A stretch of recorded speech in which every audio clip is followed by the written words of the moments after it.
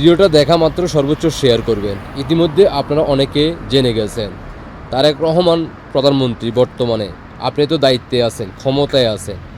ক্ষমতা আসার পরে ছাত্রদলের নেতারা এভাবে প্রকাশ্যে আমাদের মা বোনদেরকে কী করতেছে অলরেডি আপনারা স্ক্রিনে দেখতে আছেন। সর্বোচ্চ শেয়ার করবেন। তারেক রহমান আমাদের প্রধানমন্ত্রী, দায়িত্ব যেহেতু পাইয়ে গেছেন, তো এখন যে আপনার দলের লোকেরা, ছাত্র দলের নেতারা এভাবে প্রকাশ্যে আমাদের বোনদেরকে কি করতেছে, এটা কি আপনি কিছু বলার আছে? কি বলার ভাষা হারাই ফেলছেন? বলবেন নাকি অস্বীকার করবেন, নাকি এখন ট্যাগ দিয়ে দিবেন যে এটা ছাত্রলীগের লোক?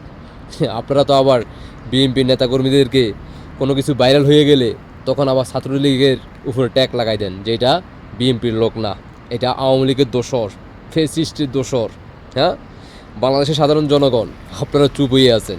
ক্ষমতায় আসছে মাত্র, হ্যাঁ, এখনও তো এক মাসও হয় নাই, শুরু হয়ে গেছে কাহিনী। ধন্যবাদ সবাইকে। আপনাদের ব্যক্তিগত মতামত অবশ্যই কমেন্টে জানিয়ে যাবেন।